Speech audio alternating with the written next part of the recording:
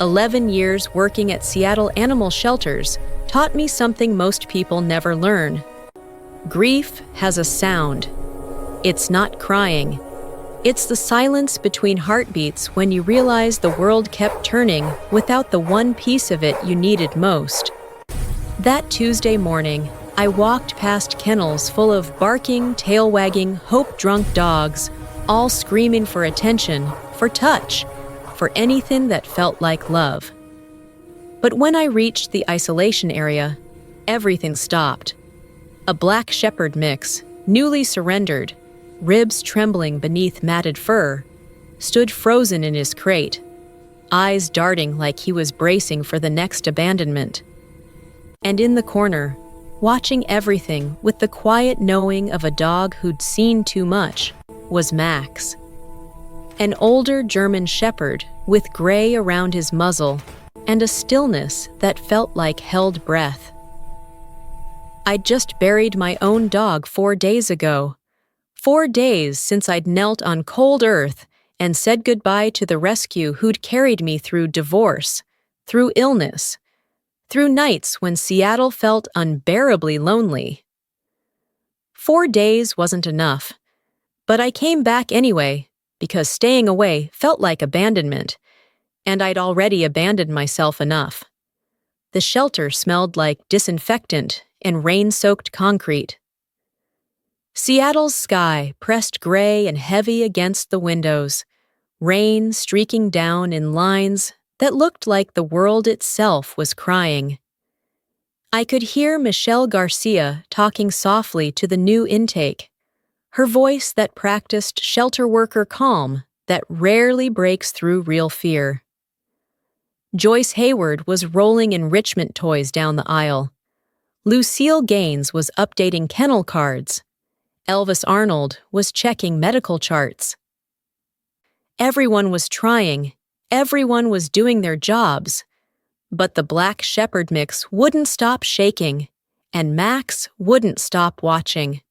What happened in the next hour still breaks me, because sometimes healing doesn't come from the people who know how to fix things. It comes from the ones who know what it feels like to break. Max had been abandoned once too. I'd read his intake file months ago. Owner moved, couldn't take him, left him at 7 years old like he was furniture. He'd waited patiently for a family ever since, calm and steady, and heartbreakingly hopeful in a way that made you wonder how dogs keep trusting us. But that morning, Max wasn't waiting anymore. He was listening to the new dog's rapid breathing, to my barely contained sobs I thought I'd hidden, to the tension hanging in the air like something alive and heavy. All I'm asking is that you hit that subscribe button, 1 second of your time, to make sure stories like this don't disappear. Because what Max did next deserves to be remembered, not because it was loud or dramatic, but because it was devastatingly, quietly true. Let me rewind. Let me take you back to the beginning, because understanding how Max became Max, and how I became the kind of person who needed him, makes what happened that Tuesday morning feel less like coincidence and more like fate. It was a rainy afternoon in April when Max first arrived at the shelter. Not the heavy downpour we'd get in winter, but that Seattle mist that clings to everything, making the world feel soft and gray and impossibly sad. I was doing afternoon rounds when Michelle brought him in from the intake van, and the first thing I noticed was how quiet he was. Most dogs come in scared, barking, pulling, eyes wild with confusion. Max just walked, calm, steady, like he'd already accepted whatever came next. His owner had moved to a no-pets apartment across the country and couldn't take him. Just like that. 7 years of loyalty, gone, dropped off like a donated coat. When I opened his kennel to get him settled, Max looked up at me with these deep brown eyes, not pleading, not desperate, just aware. Like he understood this was how the world worked now. Then he walked to the back of the kennel, lay down with his head on his paws, and waited. I thought he'd be adopted within days. He was everything families said they wanted. Trained, gentle, mature, good with kids, a classic German shepherd with that regal profile people see in movies. But weeks turned into months. Families wanted puppies. They wanted younger dogs. They wanted something that felt like a blank slate, not a dog with history written into every gray hair around his muzzle. Max never stopped being calm, never stopped being steady. But I started to see something shift. The way his ears would track footsteps down the aisle, hoping someone would stop at his kennel. The way his tail would start to wag, just slightly, when a family approached, only to slow when they moved on to the golden retriever puppy, 3 kennels down. By month 4, I started sitting with him during my breaks. Not because he needed it, because I did. There was something about Max's quiet acceptance that felt like permission to just be. No performance, no pretending, no pressure to be okay when you weren't. I didn't know then that he was teaching me something. That stillness could be its own kind of strength. That witnessing could be more powerful than fixing. I didn't know that 6 months later, I'd need that lesson more than I'd ever needed anything, because grief was coming for me. And when it arrived, Max would be the only one who knew how to meet it. The Black Shepherd mix arrived on a Monday morning, the kind of Seattle gray that makes you forget the sun ever existed. I was refilling water bowls in the main kennel area when I heard Michelle's voice from the intake room. That specific tone she uses when she's trying to sound calm for a dog who isn't calm at all. Soft, steady, the kind of voice you'd use with someone standing on a ledge. Easy now, that's it. Nobody's going to hurt you. I shouldn't have looked. I'd promised myself I'd keep my distance from new intakes for a while, at least until the rawness in my chest felt less like an open wound. But something in Michelle's voice pulled me toward the doorway anyway. The dog was already inside the intake kennel when I got there. Black coat, shepherd mix, maybe some lab. Medium-sized, though it was hard to tell with the way he'd pressed himself into the far corner. Body collapsed low, like he was trying to disappear into the concrete itself.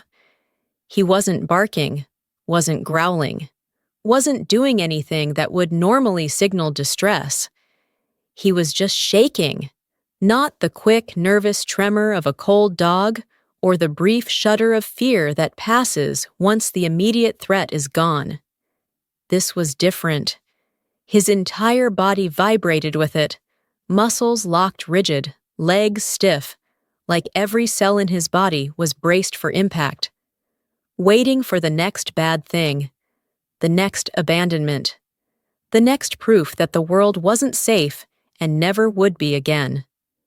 Elvis Arnold stood near the kennel door, clipboard in hand, going through the standard intake checklist. He kept his movements slow, deliberate, never making eye contact. Textbook approach for a scared dog. No visible injuries, he said quietly, marking something on the form. Body condition, underweight, maybe 10 pounds. The coat's matted. Looks like he's been on his own for a while. Michelle crouched a few feet from the kennel bars, one hand extended palm up, letting the dog see she wasn't holding anything. Found wandering near the industrial district. No collar, no chip. Animal control said he'd been dodging traffic for at least 2 days. The dog's eyes tracked her hand, but his body didn't move. Couldn't move. Frozen in that terrible place between fight and flight, where there's no energy left for either. I stayed in the doorway, arms crossed, trying to look professional, detached, like I was just checking in, not feeling my stomach twist into something cold and familiar. But I saw it. The way his ears lay flat against his skull, not pinned back in aggression, but pressed down in defeat. The way his tongue stayed hidden, mouth clamped shut, because even panting, even that small surrender to discomfort, felt too vulnerable. The way his eyes darted between Michelle and Elvis, and the door and back again, searching for the trap, for the moment everything would go wrong. I knew that look. I'd worn it myself 4 days ago, standing in my kitchen, staring at an empty dog bed I couldn't bring myself to move. "Let's give him some space," Michelle said, standing slowly. "Food and water are in the bowl. We'll check on him in an hour." Elvis nodded, making a final note. "I'll put him on the watch list. If he doesn't eat by tonight, we might need to consider medical intervention." They moved past me into the hallway, voices dropping to that professional murmur shelter workers use when they're worried, but don't want to say it out loud yet. Something about stress-induced anorexia, about shut-down dogs, about how sometimes they come back from it and sometimes they don't. I should have followed them. Should have gone back to my water bowls, my cleaning schedule, the safe routine tasks that didn't require feeling anything. Instead, I stayed. The dog hadn't moved, still pressed into that corner, still shaking, still waiting for the world to hurt him again. And that's when I noticed Max. He was in the kennel directly across from isolation, close enough to see everything, but far enough to not be threatening. I didn't know how long he'd been watching. Could have been since the moment they brought the new dog in. Could have been longer, but his body had changed. The usual relaxed posture was gone. His head was up, ears forward, entire focus locked on the trembling black shepherd mix across the aisle. Not aggressive, not curious, something else. Something I had never quite seen in him before. Recognition, maybe. Max's ears flicked once, tracking a sound I couldn't hear. Then his gaze shifted to me, just for a second, before returning to the new dog. He knows, I thought. He knows what this feels like. I walked back to the main kennel area, but the image stayed with me. The black shepherd mix, shaking so hard the metal crate rattled slightly with each breath. Max, watching with that terrible, patient stillness. By afternoon, Michelle checked the intake kennel and came back shaking her head. "He hasn't touched the food. The water's untouched, too." By evening, Joyce had tried sitting outside the kennel with enrichment toys, a Kong stuffed with peanut butter, a rope toy, and a squeaky ball. She left them just inside the bars. The dog never looked at them. When I left that night, rain hammering against my windshield, I couldn't stop thinking about the way his body had trembled, how something so strong could look so breakable, how fear didn't always roar. Sometimes it just shook, silent and endless, until you forgot what stillness felt like. I'd felt that way once. Maybe I still did. And somewhere in that shelter, behind concrete walls and chain-link kennels, Max was still watching, still waiting, still knowing something the rest of us hadn't figured out yet. Something fragile had entered the shelter, not just the dog. All of us. By Wednesday morning, the black shepherd mix still hadn't eaten. Joyce Hayward arrived early, arms full of supplies, like she was preparing for a siege.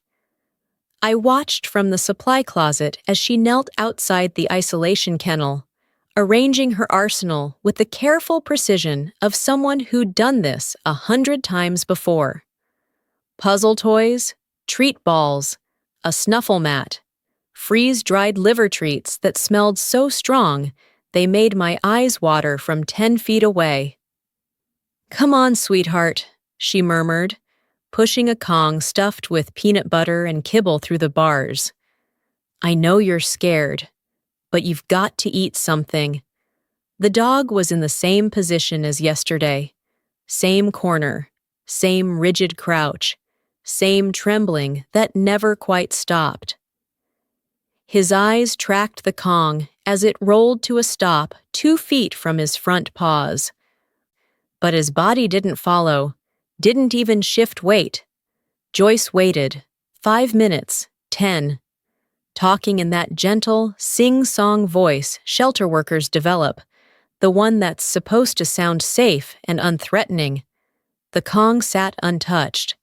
She tried the treat ball next, then the snuffle mat with bits of hot dog hidden in the folds. Then just a plain hot dog, torn into tiny pieces, placed in a trail leading from the corner toward the kennel door. Nothing. "Sometimes they need time to decompress," Joyce said, when she finally stood, brushing kennel floor dust from her knees. She was talking to herself more than me. "Sometimes they just need to realize they're safe." But her voice carried doubt. And when she left, the isolation kennel looked like a failed birthday party. Colorful toys scattered across concrete, all of them ignored. Lucille Gaines came by during the lunch shift, clipboard in hand, that efficient frown she wears when she's troubleshooting.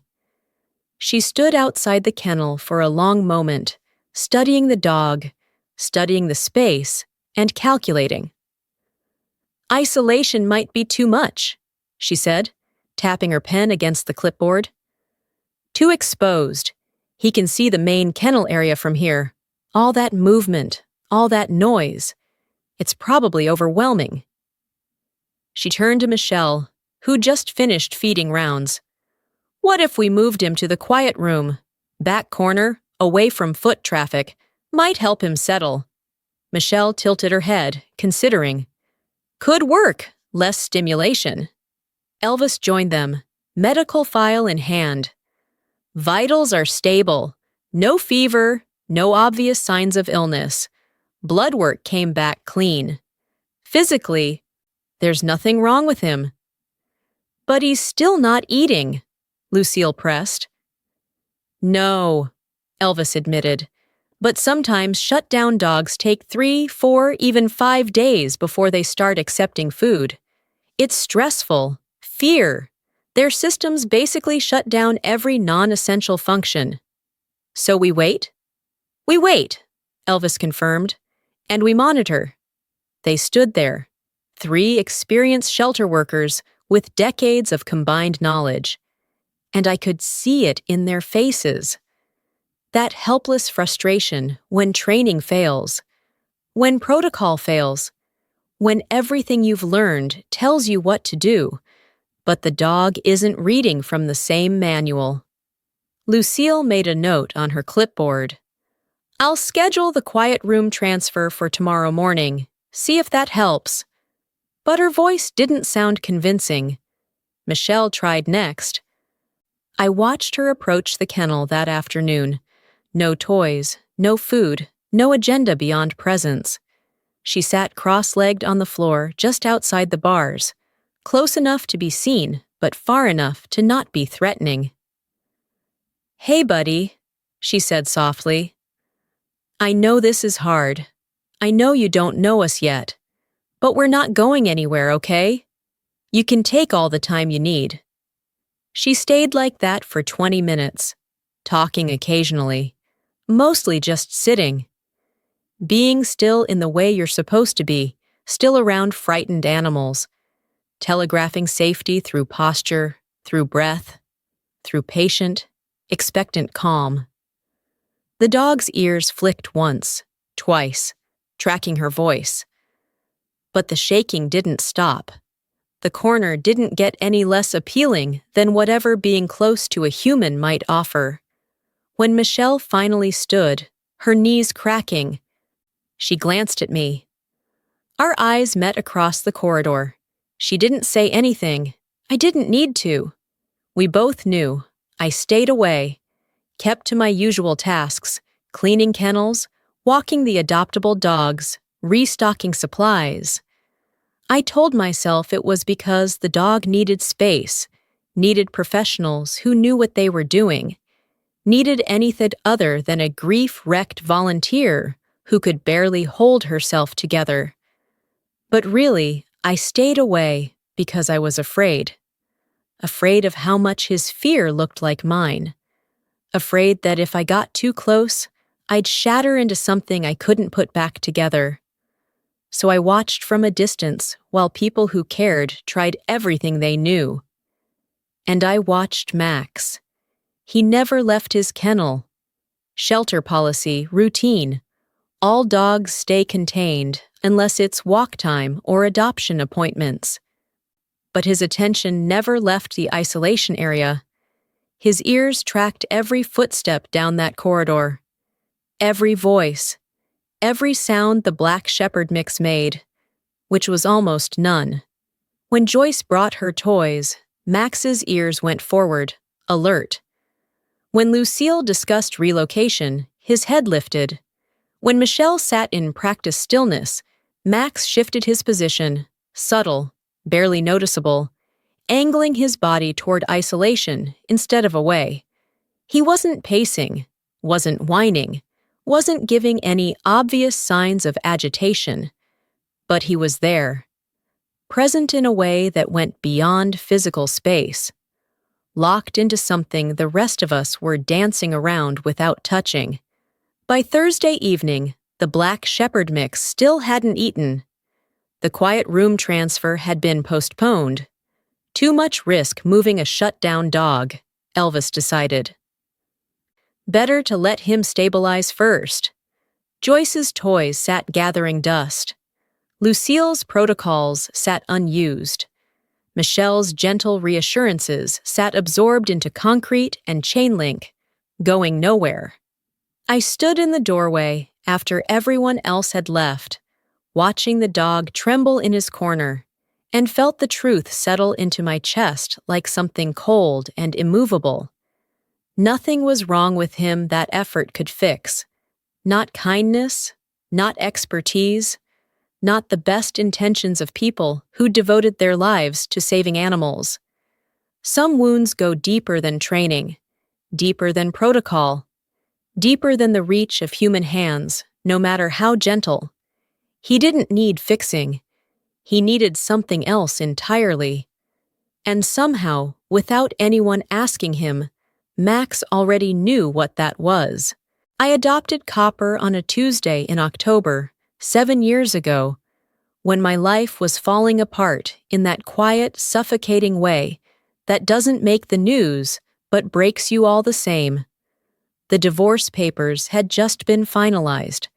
My ex had taken the house, the savings, and apparently my ability to sleep through the night. I was living in a cramped apartment in Ballard, where the walls were so thin I could hear my neighbor's television through the bedroom wall every evening. Other people's laughter piped directly into my insomnia. The shelter volunteer who brought Copper out said he'd been there for 4 months. A rust-colored mutt with one floppy ear and one that stood straight up, giving him a perpetually confused expression. He'd been found tied to a dumpster behind a grocery store. No note, no explanation, just 30 feet of rope and an empty water bowl. "He's had a rough go," the volunteer said. "Takes him a while to trust, but once he does." She didn't finish the sentence. I didn't need to.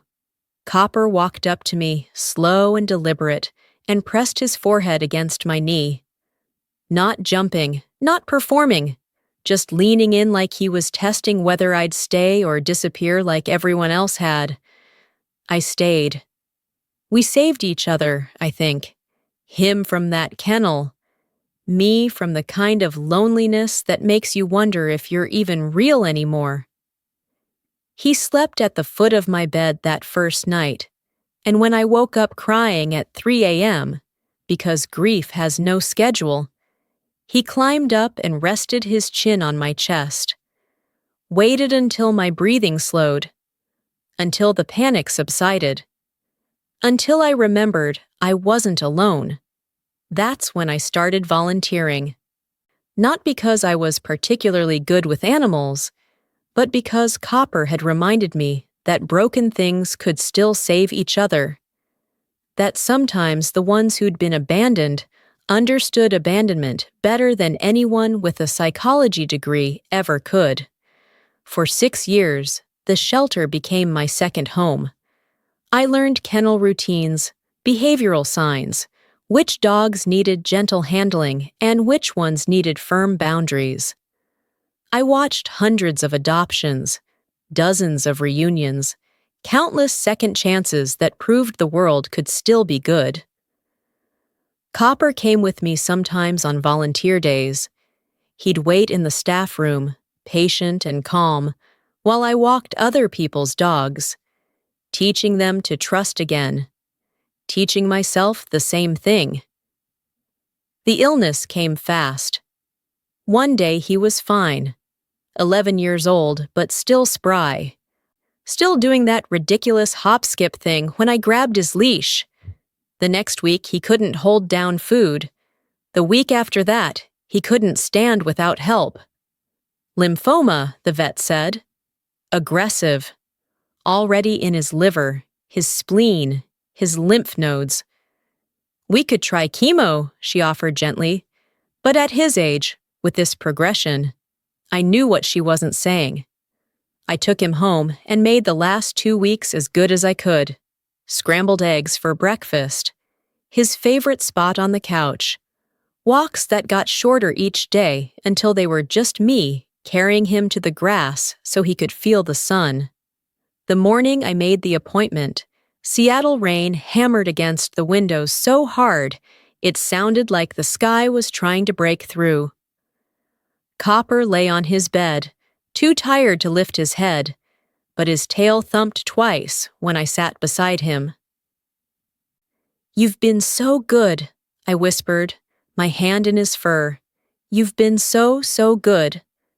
At the vet's office, he rested his head in my lap one last time. I felt his weight, solid, real, here. And then I felt it leave. Felt the exact moment he went from being to was. I drove home in the rain and sat in my car for 40 minutes because walking into an apartment without him felt impossible. 4 days later, I went back to the shelter. I thought keeping busy would help. Thought routine would carry me through.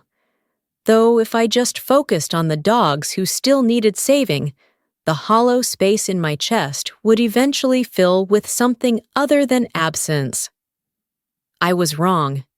Everything reminded me. The smell of kibble, the sound of claws on concrete, the way certain dogs tilted their heads, just like Copper used to.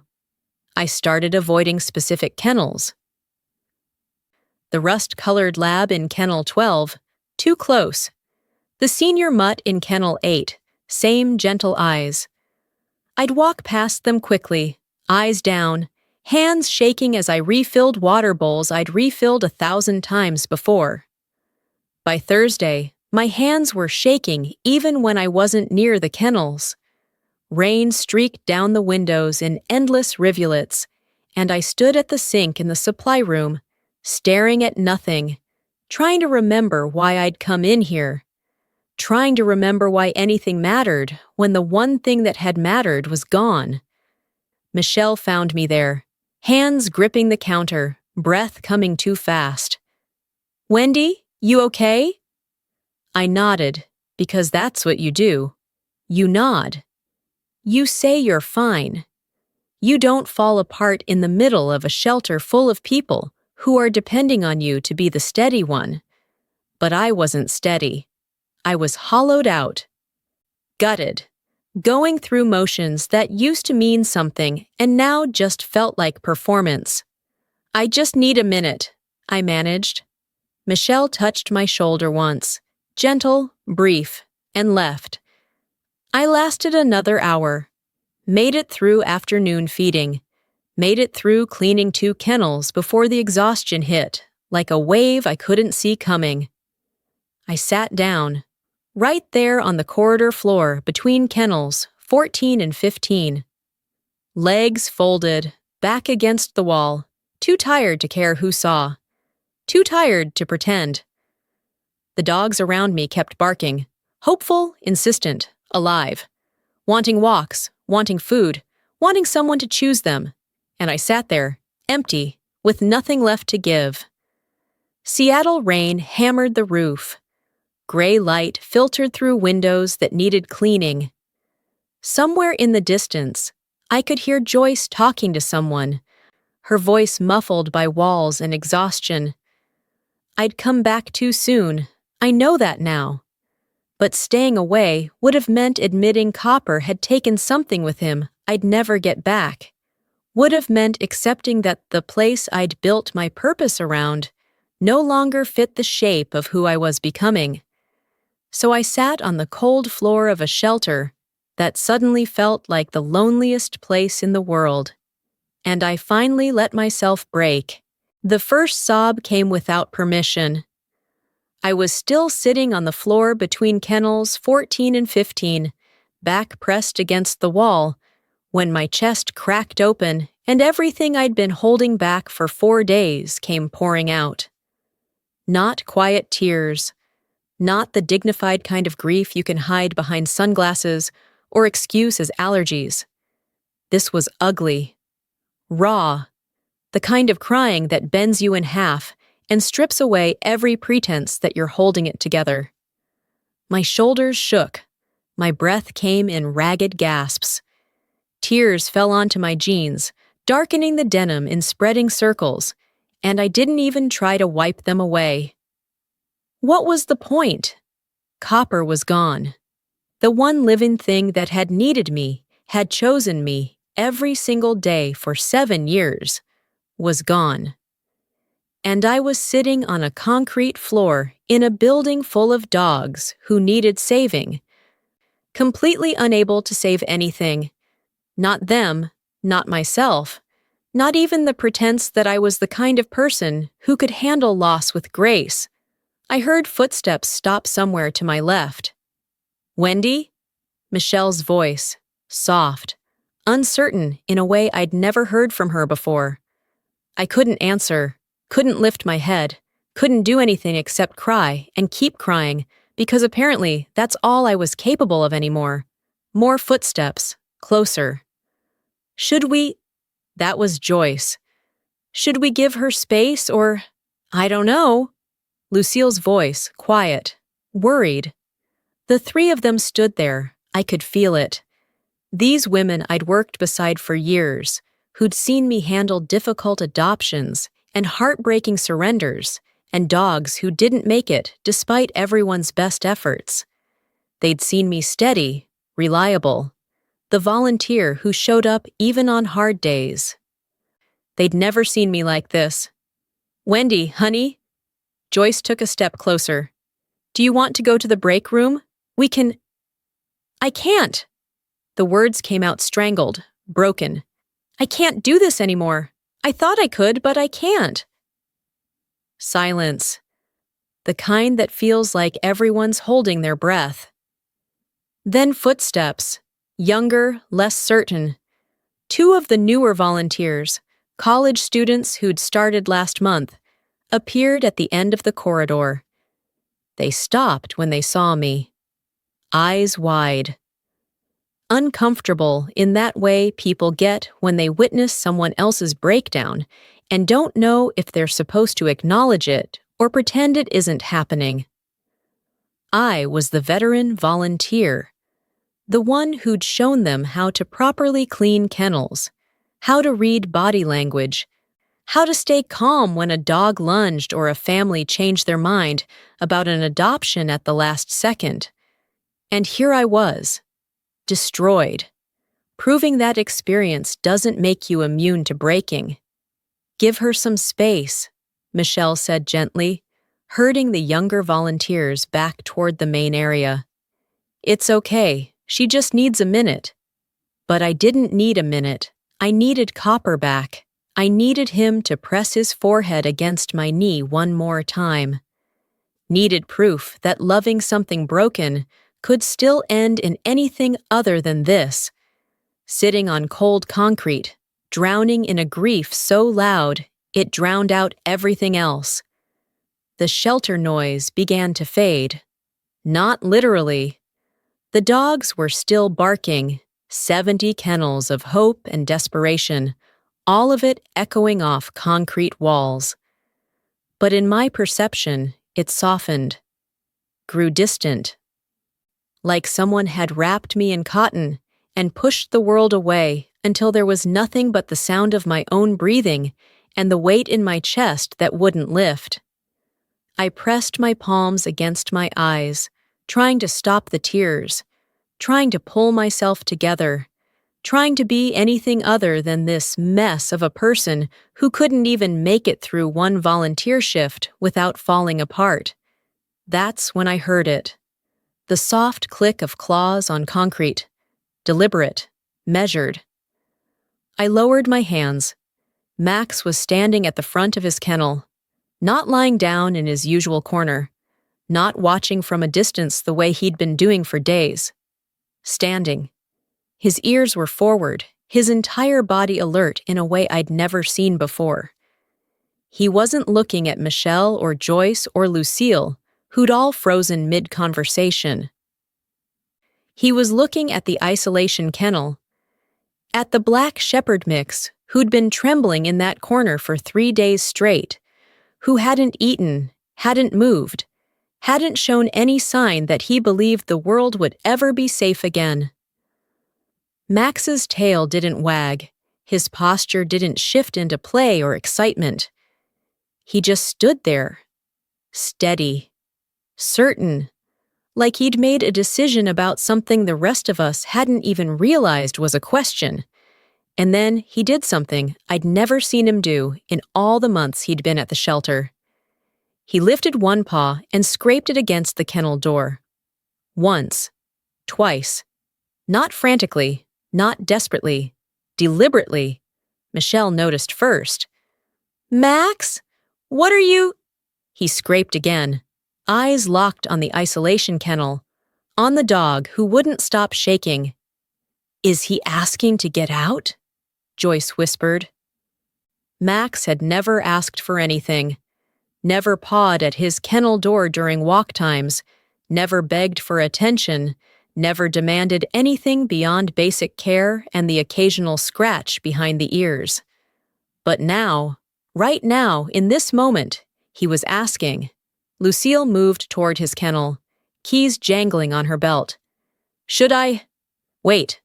Michelle held up a hand, watching Max, studying him. The entire shelter felt like it was holding its breath. Max stood at his kennel door, paw raised, ears forward, every ounce of his attention focused on the trembling black shepherd mix 15 feet away. And then, slowly, Michelle reached for her keys. "Okay, Max," she said quietly. "Okay." The lock clicked open. Max pushed through the door before it was fully open, not rushing, not bolting, just moving with purpose. 4 steady steps forward. Then he stopped. Not toward me, still crumpled on the floor between kennels. Toward isolation. Toward the dog who'd forgotten how to trust. Toward the one thing in this building that was more broken than I was. Max walked like he was approaching something sacred. Not the cautious, head-lowered approach dogs use when they're uncertain. Not the eager, tail-wagging approach of greeting. This was something else entirely. Measured. Intentional. Each paw is placed with the kind of care you use when the ground might break beneath you. Michelle stood frozen by his kennel door, keys still in her hand. Joyce and Lucille had gone completely still. Even the younger volunteers, hovering at the far end of the corridor, stopped moving. We all watched. Max reached the isolation kennel and stopped 3 feet from the bars. close enough to be present, far enough to not be threatening. He didn't look at the black shepherd mix directly, didn't make eye contact, didn't stare, didn't do any of the things that signal challenge or demand in dog language. Instead, he angled his body slightly to the side, showing his flank, the vulnerable parts, and kept his gaze soft, unfocused, directed at the empty air beside the trembling dog. "I'm not a threat," his posture said. "I'm just here." The black shepherd mix's ears flicked. Once, barely noticeable. His eyes tracked Max's movement, but his body stayed rigid in that corner, muscles locked, trembling, continuing in waves that rippled through his shoulders and down his spine. Max waited. 5 seconds. 10. 20. Nothing about him demanded a response. He didn't paw at the bars, didn't whine, didn't do anything except exist in that space, steady and unhurried, like he had all the time in the world. Like time was the only thing he could offer. Slowly, so slowly I almost missed it, Max lowered himself to the ground. Not a quick drop. Not the careless collapse dogs do when they're relaxed. This was deliberate, controlled. He folded his front legs first, then his back, until he was lying parallel to the isolation kennel, about 2 feet from the bars. Still not looking at the shepherd mix directly. Still maintaining that careful, respectful distance. And then he went completely still. I watched through blurred vision, tears still wet on my cheeks, my breath still catching in my throat. Part of me wanted to look away. This moment felt too private, too raw, like witnessing something I wasn't meant to see. But I couldn't stop watching. The black shepherd mix's ears moved again.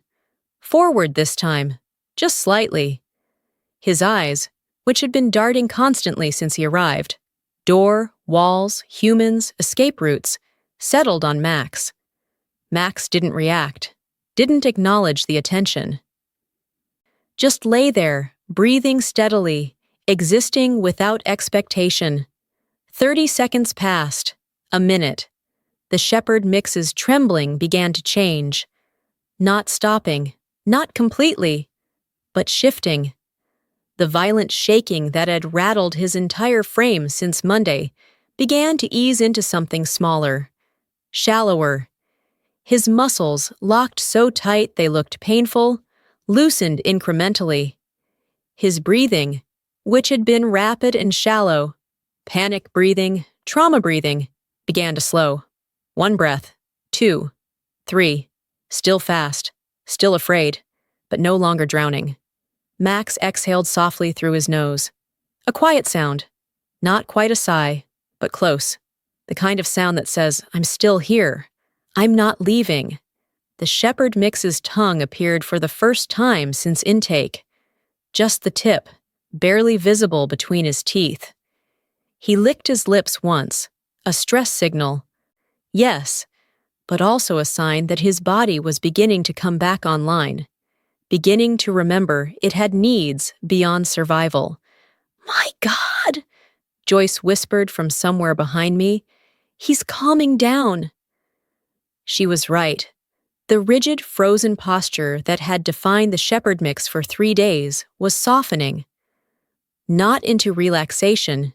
He was still afraid, still braced, but into something less desperate.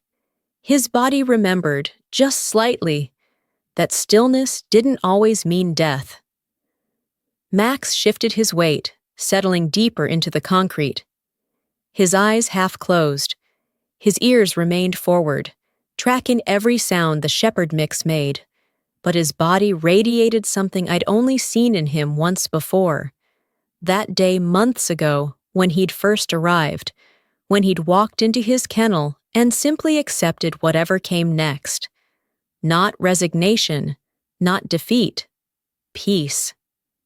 The kind that comes from knowing you can't control outcomes, only how you show up in the moment. The kind that says, "I've been where you are. I know that corner. I know what it feels like to believe you'll never be safe again. But I'm here now. And I'm staying." The shepherd mix's eyes stayed on Max. Not darting anymore, not searching for threats, just watching. Witnessing this older German shepherd who'd asked for nothing except permission to sit beside someone who understood. Another minute passed. The trembling decreased further. Not gone. Trauma doesn't leave in 5 minutes, but noticeably less. The shepherd mix's breathing had slowed enough that I could count the inhales. 4 seconds in. Hold, 6 seconds out. Almost normal. Almost okay. Max's tail moved once. Not a wag. Just a small shift, brushing against concrete. Acknowledgement without pressure. You're doing well. You're still here. I realized I'd stopped crying. My cheeks were still wet, my eyes still burning, my chest still carrying that impossible weight. But the sobs had stopped. The gasping had stopped. I was just sitting on the floor, watching 2 dogs speak a language older than words, and feeling something inside me, something that had been clenched tight for 4 days, begin to unclench. Not healing, not yet, but witnessing. Being seen in my brokenness by 2 creatures who understood that brokenness didn't need fixing. It just needed company. The shelter had gone silent around us. Not literally. Dogs still barked in distant kennels. Rain still drummed against the roof. Seattle still pressed gray against the windows. But in that corridor, between a German shepherd who'd learned patience and a shepherd mix who'd forgotten how to trust, silence had found a different quality. Not empty. Safe. For the first time since either of them had arrived, the silence felt like something you could rest in. Something that wouldn't collapse the moment you stopped holding yourself together. Max lay beside the isolation kennel, steady as stone. The black shepherd mix lay in his corner, trembling less, breathing more. And somewhere between them, in that careful, sacred space, something was beginning to shift. Something none of us had been able to teach or fix or force into being. Just presence. Just staying. Just the quiet, devastating truth that sometimes the bravest thing you can do is sit beside someone's fear until they remember they're not alone. Max stayed beside the isolation kennel for what felt like hours, but was probably only 10 minutes. Long enough for the black shepherd mix's breathing to steady. Long enough for the trembling to fade to occasional shivers. Long enough for everyone watching to forget they were supposed to be doing something other than witnessing this. Then Max lifted his head. Not suddenly. Not with the jerky movement of a dog whose attention has been caught by something new. This was smooth. Purposeful. Like he'd been waiting for exactly the right moment and had just found it. He looked at the shepherd mix one last time, a long, steady gaze that somehow conveyed both goodbye and I'll be back, then rose to his feet. Michelle shifted slightly, probably expecting him to return to his kennel. Joyce took a half step forward, ready to guide him back to routine. But Max didn't turn toward his kennel. He turned toward me. I was still on the floor between kennels 14 and 15, back against the wall, knees drawn up, arms wrapped around myself, like I could hold all the broken pieces together through sheer force of will. My tears had slowed, but my face was still wet. My chest still ached. My whole body felt hollowed out, scraped clean of everything except the raw, unnameable hurt that comes from losing the one thing you loved most in the world. Max walked straight to me. Not hesitating, not stopping to check if this was allowed or appropriate, or any of the things dogs trained in shelters learn to question. He just came. 4 steps. 5. 6. Then he was right in front of me, close enough that I could feel the warmth radiating from his body. Could smell that particular dog smell of kibble and kennel, and something deeper. Something that reminded me of Copper, of every rescue I'd ever loved, of trust given without guarantee. I looked up at him through blurred vision. His eyes met mine, dark brown, deep, holding something I didn't have words for. And then, gently, so gently, I almost didn't feel it at first. Max pressed forward, his shoulder against my knees, his chest against my shins, his full weight leaning into me, not enough to hurt, but enough to ground me, to remind me that I wasn't floating away into grief, that I was still here, still solid, still taking up space in the world, even though it felt like I'd been erased. I felt his head lower, felt the weight of it settle in my lap, felt his warm breath through my jeans, and something inside me that had been clenched tight for 4 days. 4 days of holding it together, of functioning, of pretending I could handle this, finally, completely shattered. The sob that came out of me was nothing like the crying from before. This was deeper, older, the kind of grief that lives in your bones and only comes out when something finally makes you feel safe enough to break. My hands moved without permission. One curled into the fur at Max's neck. The other pressed against his shoulder, feeling the solid warmth of him, the steady rise and fall of his breathing, the proof that something living and good still existed in a world that felt unbearably empty. "You stayed," I whispered through tears that wouldn't stop, through a throat so tight I could barely form words. "You stayed. Not just today. Not just these 10 minutes. You stayed even when I couldn't, even when I wanted to run, even when everything hurt too much to keep showing up. You stayed." Max didn't move, didn't pull away from my grip, even though I was probably holding too tight, my fingers digging into fur, my body curling around his head, like he was the only anchor in a storm that had been raging since the moment I'd said goodbye to Copper. He just stayed. Solid. Present. Offering nothing except himself. Not trying to fix anything. Not trying to make it better, or tell me it would be okay, or rush me through to the other side of grief, where things supposedly hurt less. Just sitting with me in it, in all of it. In the ugly, impossible, devastating weight of loss. My whole body shook with sobs, raw, uncontrolled, the kind you can't fake and can't perform, and can't stop even if you wanted to. Tears soaked into Max's fur. My breath came in gasps that sounded more like choking, and Max stayed. I don't know when I noticed the silence. Could have been 30 seconds in, could have been 2 minutes, but at some point, I became aware that the shelter had gone completely, utterly quiet. No barking, no rattling kennels, no footsteps or voices or radios crackling with messages from the front desk.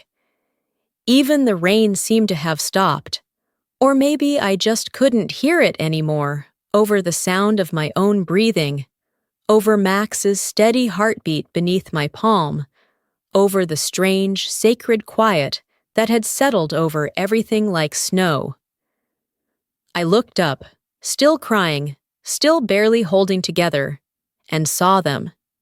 Michelle standing frozen by Max's empty kennel. One hand over her mouth.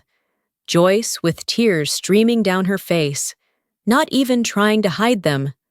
Lucille gripping her clipboard, like it was the only thing keeping her upright. The younger volunteers at the end of the corridor, eyes wide, witnessing something they'd probably never seen before and might never see again. And in the isolation kennel, barely visible through my tears, the black shepherd mix had shifted. Not much, just slightly. His head was up for the first time since arrival. His eyes were open, watching Max, watching me, watching this moment of devastating, perfect brokenness. And he'd stopped trembling completely. The world didn't change. Seattle was still gray outside those windows. Copper was still gone. The ache in my chest hadn't disappeared. But something had shifted. Not healed, not fixed. Just lighter. Like someone had reached into that impossible weight I'd been carrying and reminded me I didn't have to carry it alone. That grief shared, even without words, even without explanations or platitudes or promises that time would make it better, was somehow different than grief born in isolation. Max's head stayed in my lap. My hand stayed in his fur. And for just a moment, brief and fragile and devastatingly real, the world remembered how to breathe. "Thank you," I whispered, so quiet only Max could hear. "Thank you for seeing me." His tail moved once against the concrete. "I see you. I've always seen you. And I'm not going anywhere." The silence held. The shelter held. We all held together in that moment, suspended in something too sacred to name, too true to question. And slowly, so slowly, the world began again. The silence held for another 30 seconds. Maybe longer. Time felt strange, elastic, like the normal rules had been temporarily suspended. Michelle was the first to move. Just a small shift of weight, a quiet exhale, like she was releasing a breath she hadn't realized she'd been holding. Her hand dropped from her mouth, but her eyes stayed on us, on Max, still resting his head in my lap, on me, still crying but softer now, the violent sobs fading into something more manageable. "Jesus," she whispered, so quiet I almost didn't hear it. Joyce wiped her face with the back of her hand, smearing tears across her cheek. She didn't seem embarrassed, didn't try to hide it or explain it away. Just stood there, letting herself feel whatever this moment had cracked open inside her. Lucille's clipboard hung forgotten at her side. Her eyes were wet too, though she blinked rapidly, trying to pull herself back into the professional composure she wore like armor. The younger volunteers, Sarah and Marcus, I remembered their names suddenly, stood perfectly still at the end of the corridor. Sarah's hand was pressed to her chest. Marcus looked like he'd witnessed something religious. Maybe he had. My hand was still buried in Max's fur. My breathing was still unsteady. But the worst of it had passed. That terrible wave that had threatened to pull me under. Now I was just floating, exhausted, held up by something I couldn't name. Max's ears swiveled, not toward me, toward the isolation kennel. I followed his gaze. The black shepherd mix had moved. Not far, not dramatically, but undeniably. He was no longer pressed into the corner, body rigid, trembling like the world was ending. Instead, he'd shifted forward, maybe 6 inches, maybe a foot, and his legs had folded beneath him. He was lying down. Actually lying down. For the first time since Monday morning, when animal control had brought him in, shaking and silent, he'd chosen something other than vigilant, terrified standing. His head rested on his front paws. His eyes were half closed. His breathing looked almost normal, almost peaceful. "Oh my God," Joyce breathed. "He's resting," Michelle finished. "He's actually resting." Max's tail thumped once against my leg, a soft, satisfied sound. Then he lifted his head from my lap, just slightly, and looked back at the isolation kennel. Checking, making sure the shepherd mix was okay, making sure the work he'd started was holding. The shepherd mix's eyes opened fully, meeting Max's gaze across the corridor. Something passed between them. Some understanding that didn't require sound or movement or any of the things humans use to communicate. Just recognition. I see you. You saw me. We're both still here. Max lowered his head back to my lap, satisfied.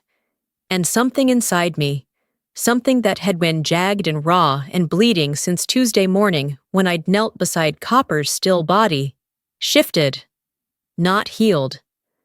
The grief was still there, would probably always be there, a permanent scar where something vital used to be, but steadied, like someone had reminded me that brokenness wasn't the end of the story, that you could be shattered and still show up, still matter, still offer something worth giving. That presence, just presence, without fixing or forcing or trying to make the hurt go away, could be enough. Eventually, slowly, the shelter began to breathe again. Radios crackled back to life. Someone's phone buzzed. From the front area, I heard the faint sound of the door opening, a family coming in for adoption hours. Life continues. The world is turning. Everything moves forward, because that's what the world does, even when you feel like you've stopped completely. Michelle approached carefully, crouching a few feet away. Wendy, you okay? I nodded. Not because it was true, but because it was true enough. Take your time, she said gently. There's no rush. But there was. Kennels still needed cleaning. Dogs still needed walking. The work didn't stop just because one volunteer had fallen apart on the floor. Still, I let myself have another minute. Let myself feel Max's warmth, his steady breathing, his quiet refusal to leave until I was ready. Finally, I took a shaky breath and loosened my grip on his fur. Okay, Max, okay. He lifted his head, looked at me one more time, making sure, then stood, stretched, shook himself once, his whole body rippling with the movement. Michelle stood too, offering me her hand. I took it, let her pull me to my feet. My legs felt unsteady, like I'd been sitting for hours instead of 20 minutes. That was... Joyce started, then stopped, shook her head. I don't even know what to call that. Grace, Lucille said quietly. She'd regained some of her composure, but her voice was softer than usual.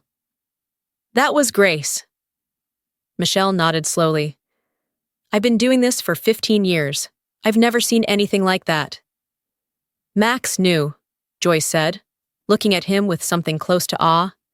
Somehow, he just knew. Max sat calmly beside me, tail wagging slightly, looking remarkably pleased with himself, like he hadn't just performed some kind of miracle, like he'd simply done what needed doing. Sarah, the younger volunteer, spoke up hesitantly. Should we... is it okay if you tell people? Michelle finished. Yeah, I think so. I think this is exactly the kind of thing people need to hear about. But even as she said it, I knew that wouldn't be enough. That no matter how carefully someone described this moment, they couldn't capture it. The weight of Max's head in my lap. The shepherd mix's first real rest. The way the entire shelter had held its breath. Some things can only be witnessed, only felt, only survived. An hour later, after I'd washed my face and steadied my hands and returned to the routine tasks that made shelter work possible, I stood at the door, keys in hand, ready to leave. Michelle caught me on my way out. You don't have to come back tomorrow, she said gently. If you need more time, I'll be here, I interrupted. Because I would. Not because the grief had disappeared, not because everything was suddenly okay, but because Max had reminded me what showing up looked like, what staying looked like, what compassion without expectation looked like. He'd been abandoned and still chose presence. He'd been patient and still chose action. He'd been scared once, probably, and still chose to sit beside someone else's fear. If he could do that, maybe I could too. Tomorrow, I repeated, more to myself than to Michelle. She smiled. Small. Sad. Understanding. Tomorrow. I walked to my car through drizzling Seattle rain, and for the first time since Copper died, the gray sky didn't feel like an ending. It felt like an invitation to show up, to stay, to witness what needed witnessing. Tomorrow, 5 days after Max sat beside my grief, I returned to the shelter and found the black shepherd mix eating. Not enthusiastically, not with the eager hunger of a dog who'd forgotten his trauma, but eating. Small bites of kibble, cautious and measured, like he was testing whether the world would punish him for having needs. It was progress. The fragile, imperfect kind that doesn't make headlines, but matters more than anything that does. Michelle stood beside me, watching through the kennel bars. He started yesterday, just a few pieces at first. This morning he finished half the bowl. That's good, I said, and meant it. The shepherd mix, they'd named him Shadow, though I wasn't sure it would stick, still carried his fear like a second skin. His ears stayed alert. His body stayed tense. When Joyce walked past with a leash, he pressed himself into the corner, trembling starting up again like muscle memory. But he was eating. He was resting. He was beginning, incrementally, to believe that maybe this place wouldn't destroy him. It wasn't a miracle. It wasn't a transformation. It was just a dog, slowly remembering how to be a dog. Sometimes that's all healing looks like. Max had returned to his usual corner of Kennel 9, back to the quiet watchfulness that had defined him for months. He didn't approach Shadow's kennel anymore. Michelle had tried letting him out twice more, but Max had simply walked to his usual spot in the yard, done his business, and waited patiently to return inside. Like his work was finished.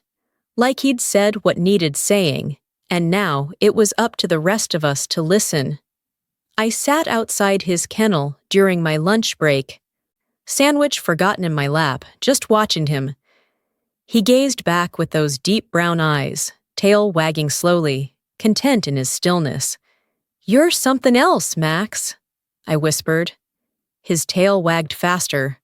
Once, twice, then settled. I thought about what he'd done. Not just for Shadow. For me. For everyone who'd witnessed that moment, when compassion looked less like action and more like presence. He hadn't fixed anything, hadn't solved Shadow's trauma, or erased my grief, or made the shelter's impossible work suddenly manageable.